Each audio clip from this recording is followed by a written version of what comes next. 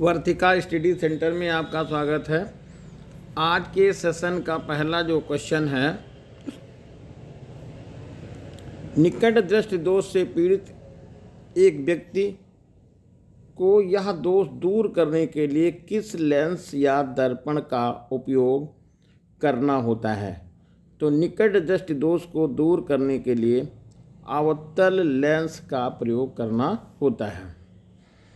विद्युत ऊर्जा की इकाई है वाट सेकेंड। अगला क्वेश्चन है, स्थिर चुंबकीय क्षेत्र में ध्रुवों के बीच विद्युत धारावाही चालक पर लगने वाले बल की दिशा ज्ञात करने के लिए प्रयुक्त किया जाता है फ्लेमिंग के बाएं हाथ का नियम। अगला क्वेश्चन है, दूरदृष्टि दोष क्या है। इस दोष को दूर करने के लिए क्या करना होगा।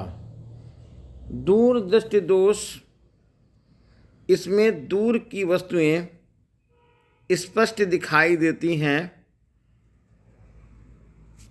और इस दोष को दूर करने के लिए चश्मे में उत्तल लेंस का प्रयोग करना होता है। अगला क्वेश्चन है, प्रकाश के प्रकीर्णन से आप क्या समझते हैं। जब प्रकाश किसी माध्यम से होकर, गैसीय माध्यम से होकर के गुजरता है तो वह माध्यम के कणों पर पड़ करके वो बिखर जाता है। इस घटना को प्रकाश का प्रकीर्णन कहते हैं। अगला क्वेश्चन है, कांच का अपवर्तनांक दिया है 1.5। वायु में प्रकाश की चाल आपको दे रखी है 3 × 10⁸ मीटर प्रति सेकेंड। कांच में प्रकाश की चाल बताइए। तो ANG बराबर वायु में प्रकाश की चाल बटे कांच में प्रकाश की चाल, यानी C/V। तो V = C/N। C का मान है 3 × 10⁸ और N का मान है 1.5। भाग करेंगे तो यहाँ पर 2 हो जाएगा। तो V यानी कि कांच में प्रकाश की चाल हो जाएगी 2 × 10⁸ मीटर प्रति सेकंड। अगला क्वेश्चन दिया हुआ है, R1 है 15 ओम, R2 है 10 ओम और R3 है 30 ओम, R4 है 5 ओम और R5 है 20 ओम। यानी कि R1, R2, R3 और R4 इसकी वैल्यू आपको दे रखी है। बैटरी में 18 वोल्ट ये लगाया गया है विभवांतर। इस परिपथ में कुल प्रतिरोध तथा वैद्युत धारा बताइए। देखिए, इसमें यहाँ पर एक दिक्कत आ रही है कि प्रतिरोध, ये जो मान दिए हैं R1, R2, R3, R4 और R5, ये किस क्रम में जुड़े हैं। यहाँ पर देखिए इसका चित्र बना हुआ है R1, R2, R3।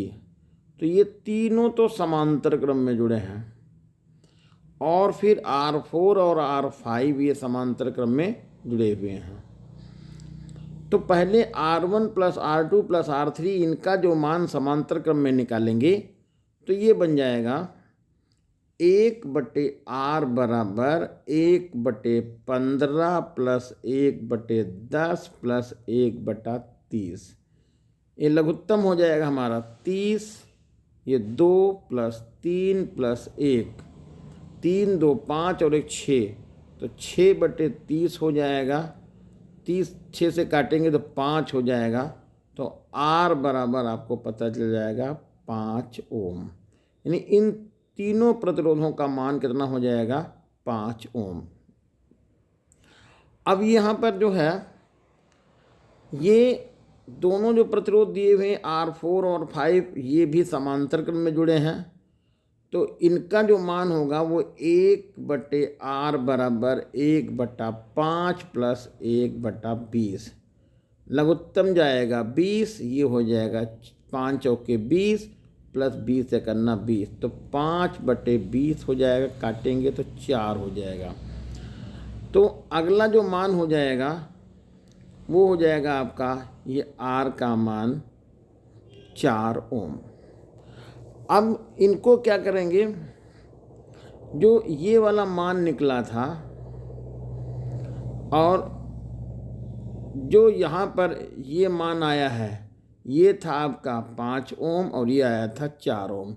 ये दोनों श्रेणी क्रम में लगे हुए हैं, तो टोटल वैल्यू निकालने के लिए 5 + 4 हो जाएगी इक्वल टू आएगा 9। ये प्रतिरोध पता चल गया। जो यहाँ पर बैटरी लगा रखी है वो है 18 वोल्ट की। तो यहाँ पर क्या करेंगे, I = V/R करेंगे, 18 और बटे 9 कर देंगे, 9 × 9 9 दूनी 18। तो यहाँ पर I का जो मान है वो 2 एम्पियर आ जाएगा। तो कुल प्रतिरोध निकल जाएगा 9 ओम और कुल धारा निकल जाएगी 2 एम्पियर। अगला क्वेश्चन दिया हुआ है इसी में अथवा करके, 2 वैद्युत लैंप जिनके अनुमतांक 100 वाट, 220 वोल्ट, 200 वोल्ट, 200 वाट, 220 वोल्ट पार्श्व क्रम में जोड़े गए हैं। यदि मेंस की आपूर्ति 220 वोल्ट है तो मेंस में जाने वाली धारा या बहने वाली धारा बताइए। देखिए दोनों समांतर क्रम में जुड़े हैं तो आप इनका वाट पहले जोड़ लीजिएगा, तो टोटल P हो जाएगा 100 + 200 मिलके आ जाएगा 300 वाट। वोल्टेज लगा रखा कितना 220, धारा निकालनी है तो P = हो जाएगा V × I। P की जगह पर हम लिख देंगे 300, वोल्टेज लगाया 220, I की जगह पे I करेंगे, ये आपका 0 कट जाएगा। तो I बराबर हो जाएगा, यहाँ भी अभी काट सकते हैं 2 से, तो 15/11। तो I बराबर आएगा 15/11 और ये हो जाएगा आपका आंसर। अगला क्वेश्चन दिया हुआ है, एक मोटरसाइकिल में पीछे का दृश्य देखने के लिए 5 मीटर वक्रता त्रिज्या वाले उत्तल दर्पण को लगाया गया है। पीछे से एक मोटरसाइकिल आ रही है जो 5 मीटर की दूरी पर है। इसके प्रतिबिंब की स्थिति, प्रकृति और साइज बताइए। देखिए ये उत्तल दर्पण लगाया है मोटरसाइकिल में, इसी वक्रता त्रिज्या कितनी है, वक्रता त्रिज्या R दी है 5, तो इसकी फोकस दूरी निकल जाएगी 5/2। और यहाँ पर जो वस्तु की दूरी है वो 5 मीटर है, तो U की जगह पर हो जाएगा -5। तो 1/V + 1/U = 1/F। V की जगह पर अब V लिख लीजिएगा, U की जगह पर 1/5 हो जाएगा और ये हो जाएगा आपका 2/5। उधर इसको ट्रांसफ़र करिएगा तो 1/V बराबर 2/5 प्लस 1/5, ये मिल के हो जाएगा 3/5 और V बराबर हो जाएगा 5/3। ये आंसर पता चल जाएगा। 5/3 मीटर की दूरी पर प्रतिबिंब दर्पण के पीछे बनेगा। फिर है उसकी स्थिति तो मालूम हो गई, V का मालूम पता चल गया, प्रतिबिंब का साइज और प्रकृति बताइए। तो प्रतिबिंब जो है वो उत्तल दर्पण में सदैव पीछे ही बनता ही है, तो ये आभासी, छोटा और सीधा बनेगा। अब आकृति पता करने, प्रकृति पता करने के लिए, प्रकृति तो पता हो गई, आभासी हो गया।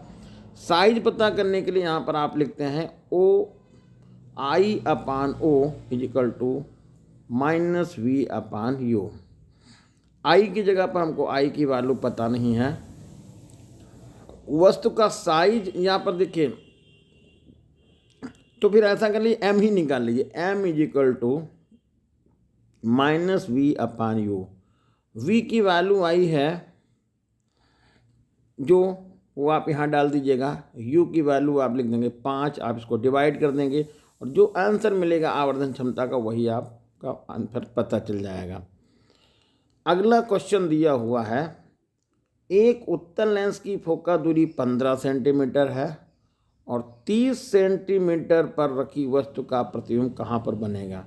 तो देखिए अवतल लेंस ये बना दिया और अवतल लेंस में ये अवतल लेंस हो गया।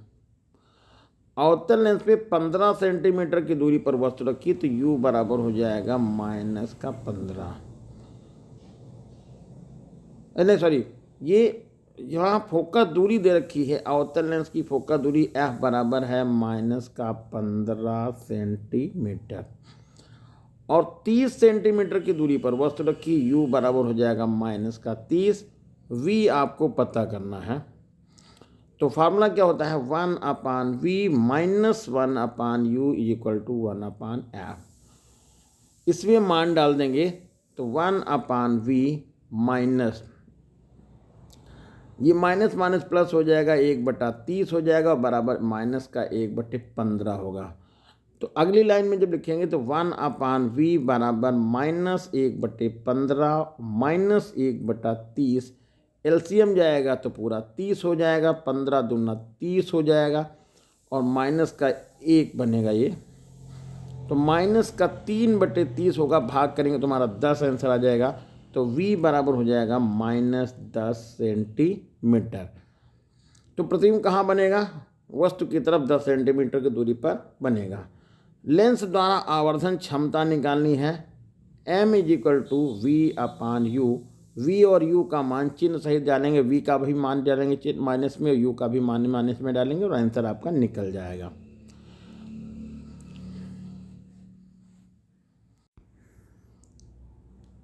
अगला क्वेश्चन है, लेंस की क्षमता 1d है, फोकस दूरी बताइए। तो ये हो जाएगा f = 100/p और p की वैल्यू 1 डालेंगे तो f का मान आपका आएगा 100 सेंटीमीटर और ऑप्शन सही हो जाएगा सेकंड। स्पष्ट दृश्य की न्यूनतम दूरी जैसा कि आपको बहुत बार बताया जा चुका है 25 सेंटीमीटर होती है। अगला क्वेश्चन दिया हुआ, लघु पथन के समय परिपथ में धारा का मान बताइए। तो लघु पथन में परिपथ में धारा का मान बहुत अधिक बढ़ जाता है। अगला क्या दिया हुआ है क्वेश्चन, ओम के नियम के अनुसार विभवांतर तथा धारा के बीच में एक ग्राफ होता है, एक सरल रेखा होती है। अगला क्वेश्चन दिया हुआ है,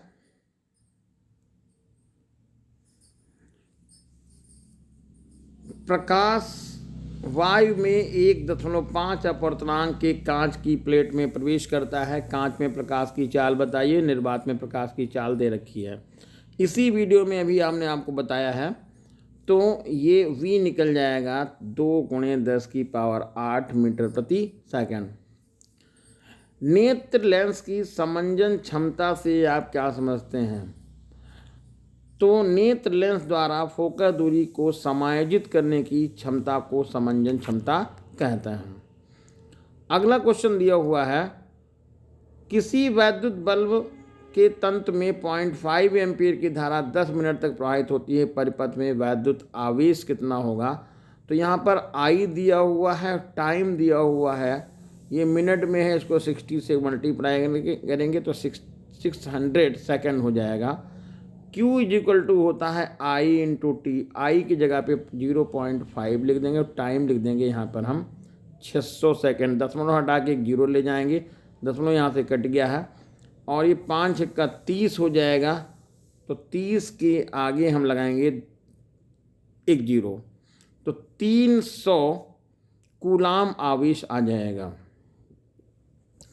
अगला क्वेश्चन दिया हुआ है, किसी अवतल लेंस की फोकस दूरी 15 सेंटीमीटर है, वस्तु को लेंस से कितनी दूरी पर रखें कि उसका प्रतिबिंब 10 सेंटीमीटर की दूरी पर बने।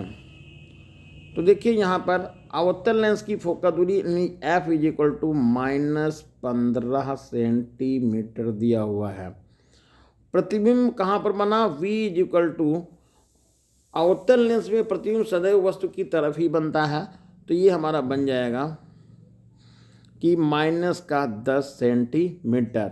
u की वैल्यू पता करनी है तो 1/v minus 1/u is equal to 1/f।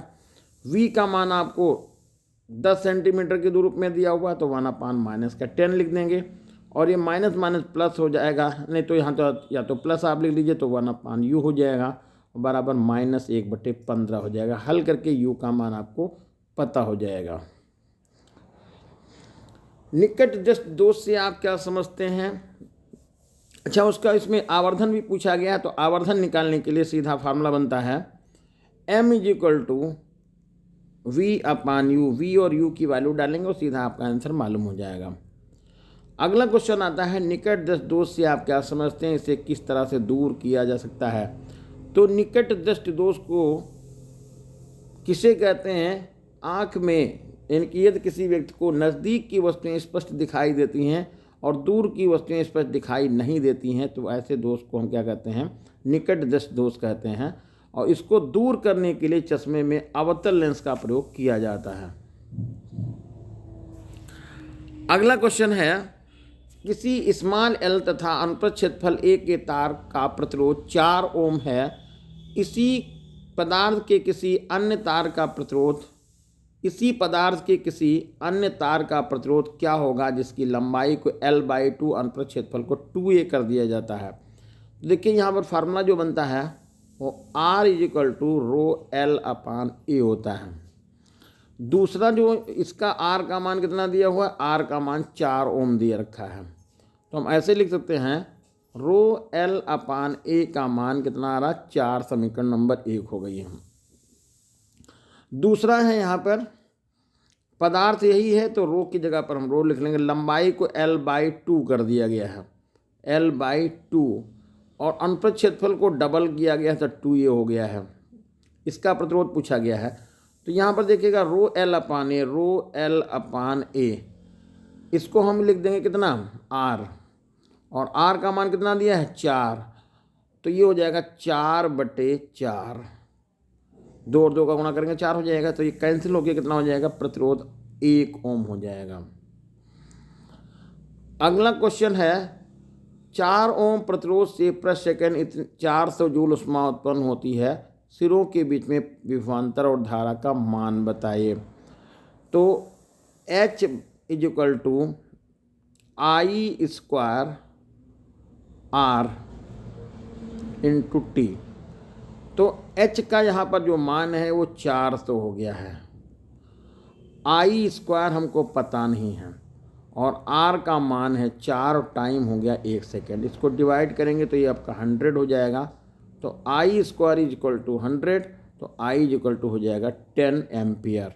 तो पहला आंसर निकल गया 10 एम्पियर। अब प्रतिरोध तुमको मालूम ही है, तो यहाँ पर सीधा फार्मूला लगाइएगा V is equal to I into R। V का मान हमको पता नहीं है, I का मान 10 निकल गया और R का मान आ रहा 4, गुणा करेंगे 40 वोल्ट का विभवांतर हो जाएगा इसके सिरों के बीच में। अगला जो क्वेश्चन ये दिया हुआ है, ये संलग्न परिपथ में तुल्य प्रतिरोध निकालना है। तो देखिए यहाँ पर ध्यान दीजिएगा, ये 2 ओम प्रतिरोध और 2 ओम प्रतिरोध, ये दोनों श्रेणी क्रम में जुड़े हुए हैं, तो इनकी टोटल वैल्यू कितनी निकल जाएगी? 4 ओम निकल जाएगी। इस 4 ओम प्रतिरोध के साथ ही 4 ओम का प्रतिरोध समांतर क्रम में लगा हुआ है, तो इनकी टोटल वैल्यू हो जाएगी 1/4 is equal plus 1/4 is equal to 1/R, तो 2/4 हो जाएगा, काट देंगे तो 2 आंसर मिल जाएगा। तो R बराबर 2 ओम, ये परिपथ का टोटल रेजिस्टेंस पता चल जाएगा। परिपथ में कुल कितनी धारा जाएगी? तो धारा निकालने के लिए वोल्टेज यहाँ पर दिया हुआ है, प्रतिरोध आपने आप बता कर लिया है 2, तो ये हो जाएगा I is equal to V/R। V का मान लिख लिया है हमने 2 और R का मान हो जाएगा 2, कट के 1 आंसर आ जाएगा। फिर आपसे पूछा है A और B के बिंदुओं के बीच में विभवांतर। तो देखिए A और B बिंदुओं के बीच में विभवांतर जो यहाँ पर ये V वोल्ट लगा रखा, वही विभवांतर इसके बीच में हो जाएगा, यानी कि 2 वोल्ट का। अगला क्वेश्चन दिया हुआ है किसी दर्पण से आप चाहे कितनी दूर पर खड़े हो जाएं, उसका प्रतिबिंब सदैव सीधा, यानी प्रतिबिंब आपका सदैव सीधा आभासी प्रतीत होता है, तो वो दर्पण होगा। देखिए केवल समतल दर्पण नहीं है, क्योंकि या तो समतल दर्पण होगा या तो फिर उत्तल दर्पण होगा। ये दोनों ऑप्शन गलत हो गए, ये वाले। स्पष्ट दृश्य की न्यूनतम दूरी, बार बार क्वेश्चन रिपीट होता है, 25 सेंटीमीटर है। किसी चालक में धारा का प्रवाह होता है मुक्त इलेक्ट्रॉनों के द्वारा। अगला क्वेश्चन दिया हुआ है, निम्नलिखित में से कौन सा पद वैद्युत शक्ति के लिए सही नहीं है। तो देखिए I² ये V² अपान R होता है, V² ये गलत हो गया है।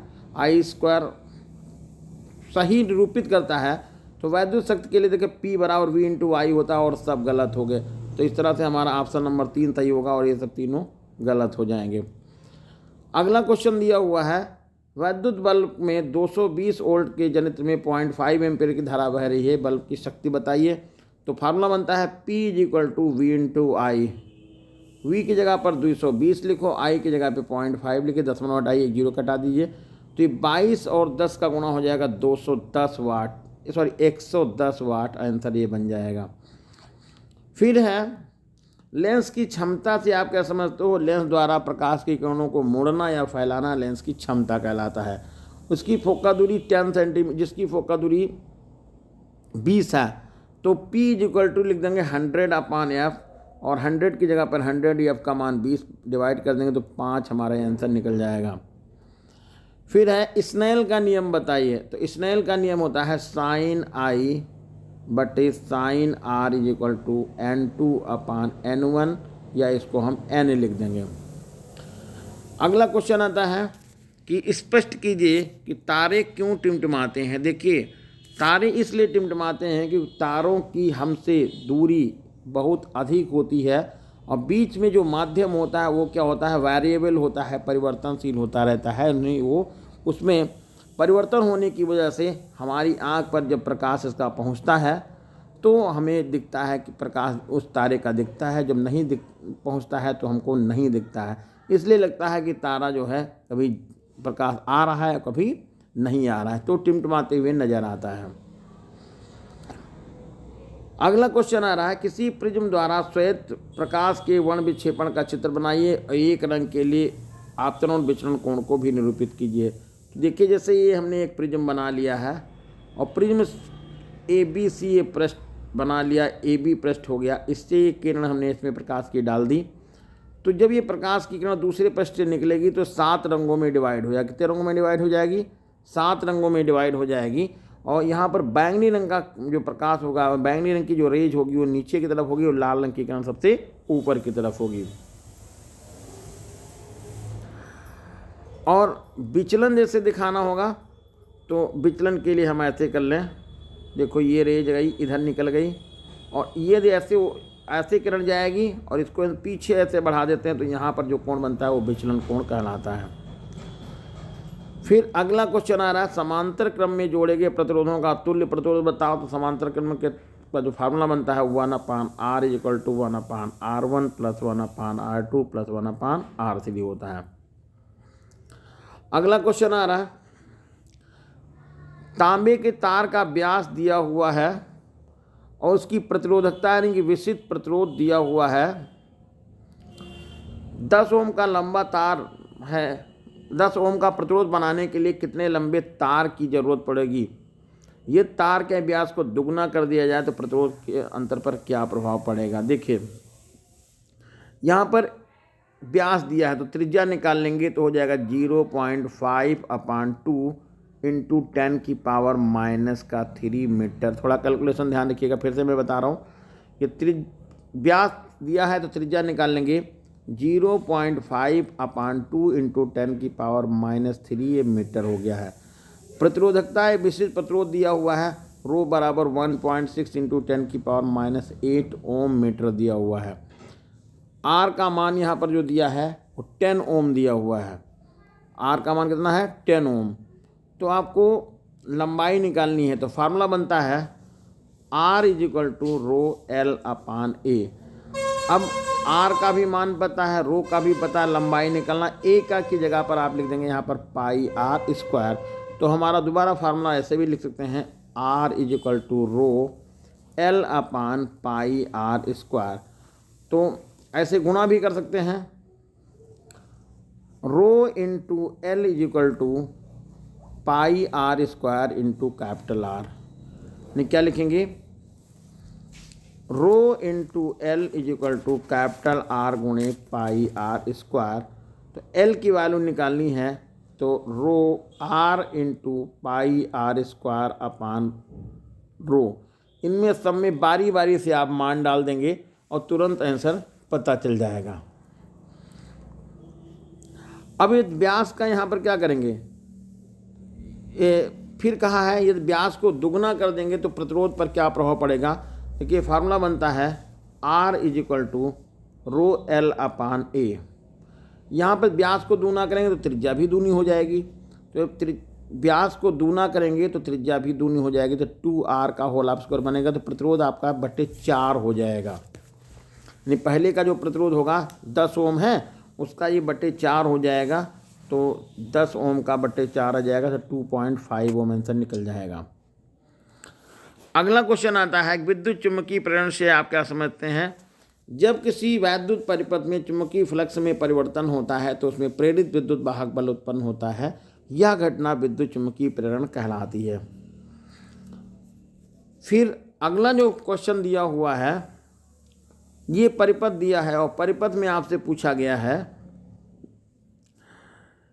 ये तुल्य प्रतिरोध बताइए। देखिए ध्यान दीजिएगा, ये तीनों प्रतिरोध जो दिए हुए हैं 30 ओम, 20 ओम और 60 ओम, तो ये तीनों समांतर क्रम में है, तो इनकी वैल्यू जाएगी 1/R बराबर 1/30 प्लस 1/20 प्लस 1/60। इसको हल करेंगे फिर से देखिएगा, 1/R बराबर 1/30 प्लस 1/20 प्लस 1/60। इसमें हम जोड़ लेंगे, इसको हल करेंगे और R की वैल्यू यहाँ पर फाइंड कर लेंगे और R का मान हमको लघुत्तम लेके निकल जाएगा। फिर ये दोनों किस क्रम में जुड़े हुए हैं, दोनों ये जो प्रतिरोध हैं वो हमारे समांतर क्रम में जुड़े हैं, ये भी। तो 1/10 प्लस 1/40 लघुत्तम लेंगे 40 हो जाएगा, यहाँ पर आपका 4 बनेगा, यहाँ पर 1 हो जाएगा, 5/40 यानी 8 ही हो जाएगा। तो इधर से मान इसका 8 निकल गया है, ये वाला मान आप निकाल लिए हैं। दोनों को श्रेणी क्रम में जोड़ते हुए यानी कि सीधा सीधा आप जोड़ देंगे, प्लस कर देंगे और जो मान निकल जाएगा वो हमारा तुल्य प्रतिरोध निकलेगा।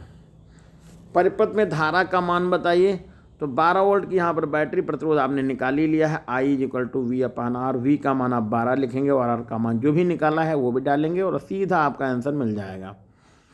फिर बिंदुओं A और B के बीच में विभवांतर, तो A B कहाँ दिख रहा है, देखिए ये करंट तो आपने पता ही कर लिया करंट, और इसमें देखिए विभवांतर ये आपने पता किया है 8। तो इससे यहाँ पर V is equal to I into R, V हमको पता करना, I का मान और R का मान देखो पता है और आंसर आप सीधा यहाँ पे निकाल लेंगे।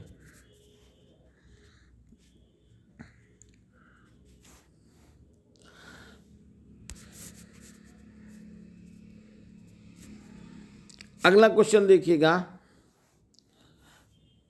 ये है किसी वस्तु का अवतल दर्पण द्वारा बना आभासी सीधा और वस्तु से बड़ा प्रतिबिंब पाया गया है, वस्तु की स्थिति कैसी होगी। तो वस्तु की स्थिति देखिए होगी, ये होगी, तो सीधा अवतल दर्पण में सीधा प्रतिबिंब बनना, अवतल दर्पण में सीधा प्रतिबिंब बनेगा तो दर्पण के ध्रुव और फोकस के बीच में वस्तु रखी होगी, तभी ऐसी कंडीशन में प्रतिबिंब सीधा और बड़ा आभासी प्राप्त होता है। क्वेश्चन अगला दिया हुआ है, लेंस की 0.2 मीटर की दूरी पर आवर्धन ये दिया हुआ है, लेंस होगा। देखिए यहाँ पर आवर्धन दिया हुआ है कितना, 0.5 दिया हुआ है। तो सबसे पहले इतने मीटर की 0.2 मीटर की दूरी पर रखी वस्तु का प्रतिबिंब का आवर्धन दिया है 0.5, तो यह लेंस होगा।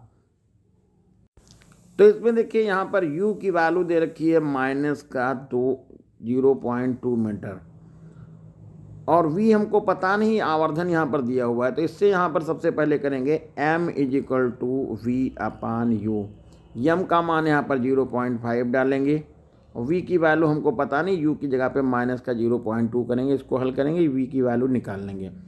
जब v की वैल्यू मालूम हो जाए तो 1/v minus 1/u equal to 1/f करेंगे, और इससे हम फोकस दूरी पता करेंगे और फोकस दूरी से ही यहाँ पर ट्रेस कर लेंगे कि हमारा कौन सा आंसर सही है।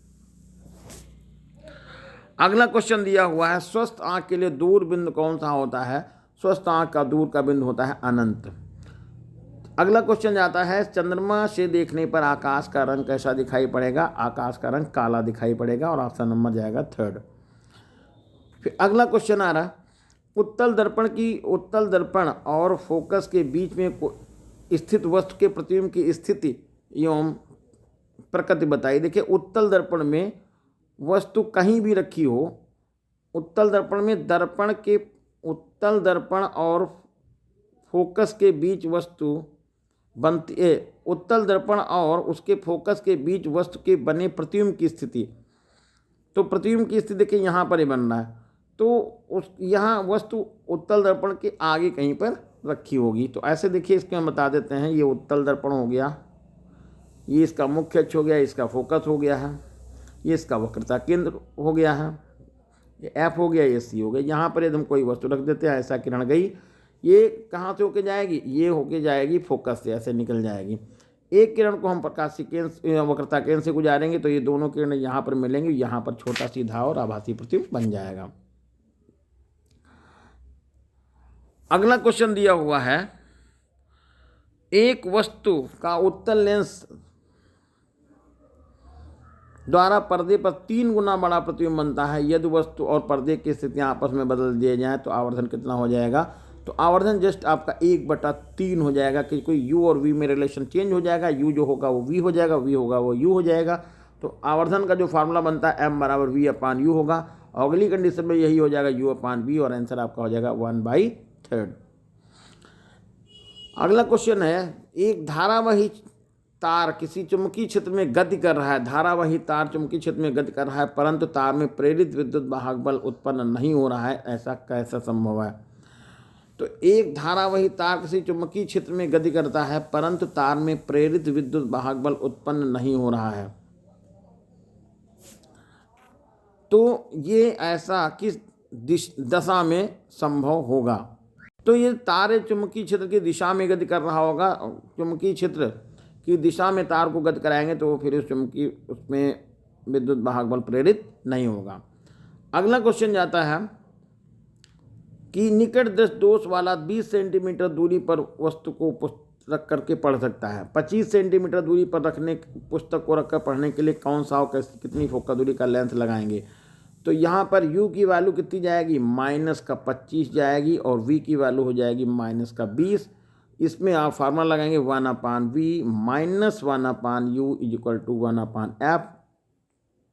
u और v का मान डालेंगे, जो भी आंसर निकलेगा वो फोकस दूरी हमारी हो जाएगी।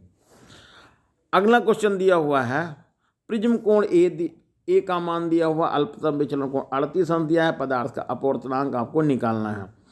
तो देखिए, ये फार्मूला बनता है n = sin a + Δm/2 बटे sin a/2। इसमें देखिए n की जगह पर n लिख लेंगे, sin 60 + 30 बटे 2, 60 और 30 मिलके हो जाएगा 98, 98 का आधा करेंगे तो 49। तो ऊपर ही हमारे पास बन जाएगा n = sin 49, और नीचे का बन जाएगा आपका 30, यानी a/2 sin 30 हो जाएगा। अब sin 49 अंश का मान आपको लिखना है, और sin 30 का मान डाल देना है। 49 अंश का देखो मान दिया हुआ है 0.75, और 30 का मान 1.2, इसको मल्टीप्लाई करेंगे 1.5 आंसर मिल जाएगा। अगला क्वेश्चन जाता है, चुंबकीय क्षेत्र में गतिमान आवेश पर लगने वाला बल किन किन बातों पर निर्भर करता है? तो चुंबकीय क्षेत्र में गतिमान आवेश कण पर लगने वाला बल F =